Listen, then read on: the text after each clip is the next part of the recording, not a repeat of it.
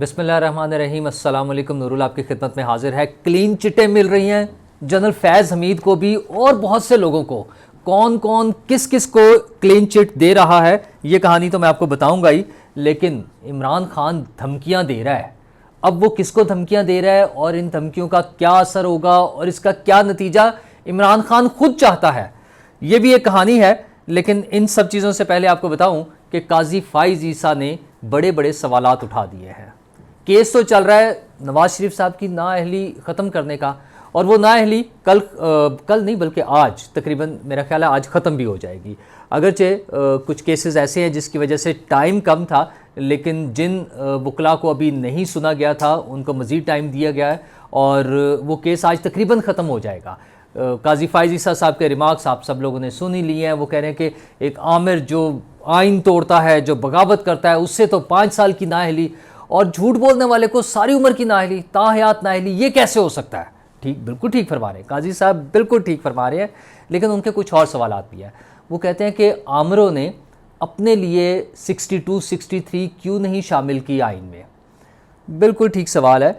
और साथ ही वो ये भी कहते हैं कि पार्लियामेंट ने जो तरामीम की हैं वो अपनी मर्ज़ी से नहीं की, उन पर थोपी गई हैं। ये भी बिल्कुल ठीक है।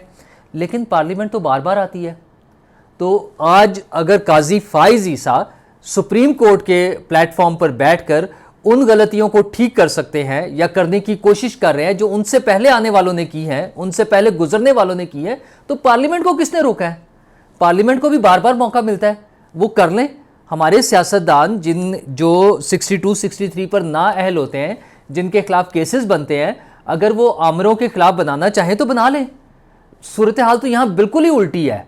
यहाँ सूरत हाल ये है कि एक बंदे को पकड़े जाने का चांस बना, वो भी सिर्फ काजी फाइज ईसा की वजह से, और वो है फैज़ हमीद।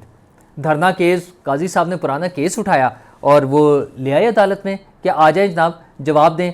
उस पर कमीशन बन गया। पहले तो एक कमेटी बनाई, कमेटी ने तो किसी से पूछने के काबिल भी नहीं होनी थी, लेकिन काजी साहब ने खैर थोड़ा सा खींचा और एक कमीशन बन गया, और कमीशन में फैज़ हमीद को बुलाना था।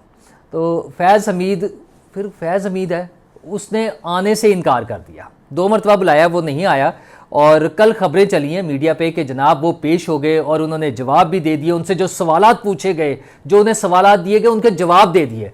हालांकि वैसे उन्होंने सिर्फ जवाब ही दिया है, और ये वो वाला जवाब है जो कहते हैं ना कि उसने जवाब दे दिया है, तो वो वाला जवाब उसने दिया है। उसने कहा जनाब मेरा तो कोई कसूर नहीं, जो हुकूमत कह रही थी, जो हुकूमत की रिक्वायरमेंट्स थी, मैंने तो उन अहकामात पर अमल किया और उसके मुताबिक मैं चाह रहा था। ना मैं किसी शरपसंदी में शामिल था, ना हुकूमत के ख़िलाफ़ किसी साजिश में था।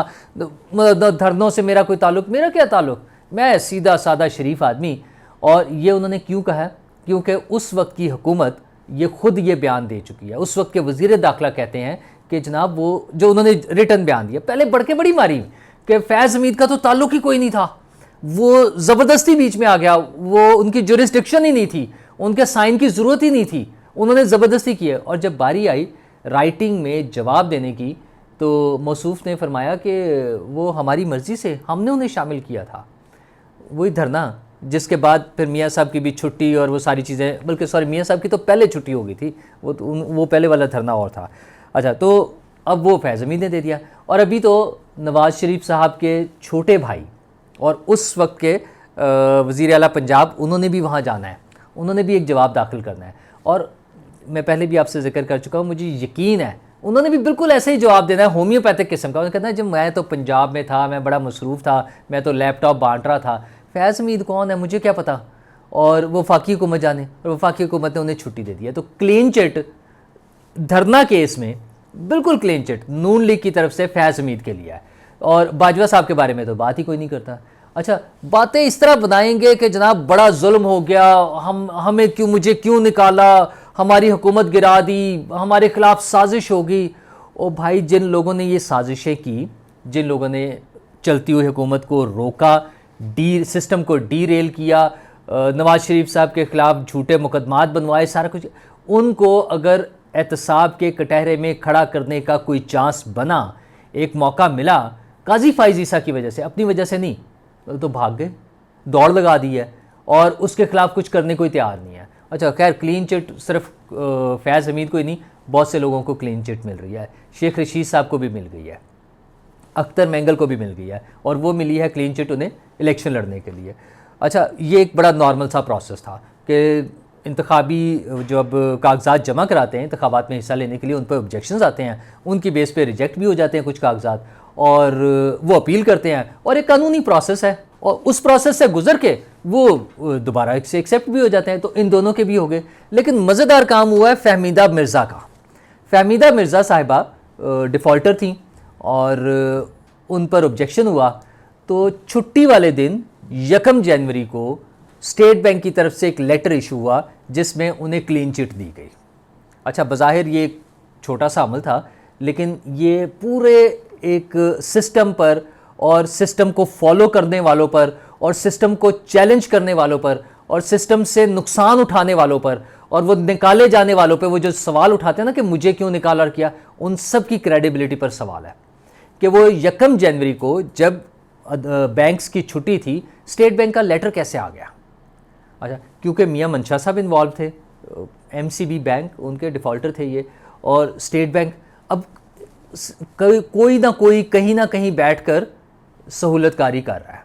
लेकिन वो पॉलिटिकल पार्टीज़ जो वक्त गुजरने के बाद बड़ा शोर मचाते हैं, बड़ा उछल रहे होते हैं कि ना बड़ा ही जुल्म हो गया हमारे साथ, तो हमने तो पाकिस्तान को यूं उठाकर चांद पर ले जाना था, लेकिन वो हमें फलां ने रोक दिया, हमें फलां ने कर दिया। जब सवाल उठाने की बात होती है, जब एक्शन लेने की बात होती है, जब कार्रवाई करने की बात होती है, तो ना फैज़ हमीद को पकड़ सकते हैं, ना स्टेट बैंक के किरदार पे सवाल उठा रहे हैं। किसी ने तो वो लेटर बनाया है, या तो 2 ऑप्शन है, या तो वो झूठा है, फ्रॉड है, 2 नंबर लेटर है, फहमीदा मिर्ज़ा ने वो 2 नंबर लेटर दिया है, और अगर असली है, जेन्युइन लेटर है, वो स्टेट बैंक की तरफ से है, तो स्टेट बैंक से पूछ तो लें कि भाई वो छुट्टी वाले दिन 1 जनवरी को जब बैंकों की छुट्टी थी, वो किसके कहने पर लेटर इशू हुआ है, वो कौन है जो सिस्टम में बैठा हुआ जो फहमीदा मिर्ज़ा को सपोर्ट कर रहा है।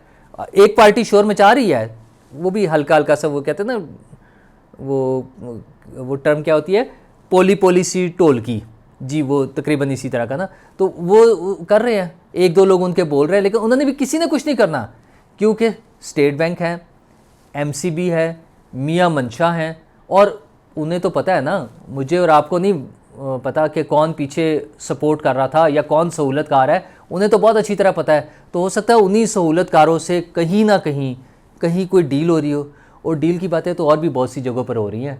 वो जो टिकटें बांटी जा रही हैं, जो लेट हो रही हैं टिकटें अभी तक, उस पर भी तो डील की बातें हो रही हैं। उनमें से एक डील आईपीपी के साथ होनी है। अब नून लीग के टिकट्स का अभी तक फैसला नहीं हुआ है, टाइम कम है, लेकिन अगरचे वो इलेक्शन कमीशन का जो शेड्यूल है उसके मुताबिक अभी टाइम मौजूद है, लेकिन बातें तो हो रही हैं कि ये क्यों लेट हो रहा है। तो उसमें कुछ दोस्तों की खबर ये है कि लाहौर से 2 सीटें कौमी असम्बली की आईपीपी के साथ डील हो रही है, उनको दी जाएंगी, और 5 सीटें पंजाब असम्बली की लाहौर से, सिर्फ लाहौर से, वो उन्हें दी जाएगी। अच्छा, एक दूसरे की ज़रूरत है, एक दूसरे की ज़रूरत कहाँ से आ गया। नून लीग एक बड़ी पॉलिटिकल पार्टी है और उनके पास सपोर्ट है लोगों की, उनके वर्कर्स हैं, उनके चाहने वाले हैं, उनकी वर्किंग है, उनकी काम करने की हिस्ट्री मौजूद है, उनके पास नारे हैं, सब कुछ है। आईपीपी अभी जुमा 8 दिन, ये कल बनी हुई जमात, वो उसके मेन लीडर्स जो किसी बड़ी पॉलिटिकल पार्टी की सपोर्ट के बगैर शायद अपनी सीटें भी ना जीत सकें, वो क्या देंगे नून लीग को। लेकिन बातें तो हो रही हैं कि उनके पास आएंगे। अच्छा, फिर उनके और दावे कि जनाब अभी तो हमें, आप देखें, टोटल जो है वो कोई 12 से 14 सीटें मिल जाएंगी कौमी असम्बली की। अच्छा, मुझे तो नहीं वैसे समझ आती, उनके टोटल कैंडिडेट्स जो हैं वो मेरे ख्याल है 13 हैं तकरीबन। तो मुश्किल है ना कि नून लीग सारों को, सिर्फ उन्हीं को अकोमोडेट करने के लिए इतनी बैठी हुई है। अच्छा, फिर जो जनूबी पंजाब था वहाँ पर पीपल्स पार्टी की वर्किंग पता चला कि फिर दोबारा थोड़ी सी बेहतर हो गई है, और आइंदा चंद दिनों में, अगले 2 से 3 दिन में जो टाइम है अभी, वहाँ से कुछ लोग इलेक्टेबल्स, हमारे चूँकि है एक फिनोमेना, तो वो उसमें शामिल हो रहे हैं पीपल्स पार्टी में, और पीपल्स पार्टी को थोड़ा सा सपोर्ट मिल जाएगी। और बिलावल साहब अपनी कैंपेन चलाए जा रहे हैं, वो नून लीग को, पीटीआई को, दोनों को अब आ गए ना कि वो तो इशराफिया की जमात है। अच्छा, वैसे तो तकरीबन तमाम जमातें हैं। पीपल्स पार्टी को थोड़ा सा एडवांटेज है कि वो उन तबकात से भी जो बज़ाहिर लग रहा होता है कि उनके पास वो रिसोर्सेज नहीं हैं, वो ज़राए नहीं हैं, कि वो सियासत में हिस्सा ले सकें, बड़ा मुकाबला कर सकें, उनको भी मौका मिलता है, वो उसमें शामिल हो जाते हैं। लेकिन बहरहाल दूसरी तरफ वो नून लीग पर एतराज़ कर रहे हैं कि मियाँ साहब लंदन चले जाएंगे। अच्छा, इस तरह की बातें, ज़ाहिर है इंतखाबी गर्मा गर्मी शुरू हो रही है। अगर जो उस गर्मा गर्मी में अभी नून लीग नहीं आई, लेकिन वो इसलिए नहीं आई कि अभी 33 डेज़ बाकी हैं। दोनों तरफ से स्ट्रैटेजी तैयार हो रही है, कम्युनिकेशन की बात, वो जो है प्लानिंग हो रही है, कैंपेन्स बन रही हैं, वीडियोस तैयार हो रही हैं। मरियम नवाज़ की जो पर्सनालिटी के हवाले से कि उन्हें किस तरह से प्रेजेंट करना है, उस पर काम हो रहा है। और ये सारी चीज़ें अगले चंद दिनों में एक भरपूर किस्म की इलेक्शन कैंपेन शुरू हो जाएगी, जिसमें पीपल्स पार्टी भी होगी, नून लीग भी होगी, और जो बची खुची पीटीआई जितनी भी बचेगी। अभी तो फ़िलहाल तो ना उनके पास कोई चेयरमैन है, ना उनका इंतखाबी निशान है, वो एक थोड़ी सी जो होप्स हैं उसके साथ वो चल रहे हैं। तो इन सारी चीज़ों के साथ एक भरपूर सी इलेक्शन कैंपेन शुरू हो जाएगी। और अगर 8 तारीख को इलेक्शन हो जाते हैं तो उम्मीद रखें कि एक अच्छी हुकूमत बन जाए, अच्छी मिलजुल के एक ऐसी हुकूमत बन जाए जो मेरे, आपके, हम सब के मसाइल को हल करने की कोशिश ज़रूर करे। शुक्रिया।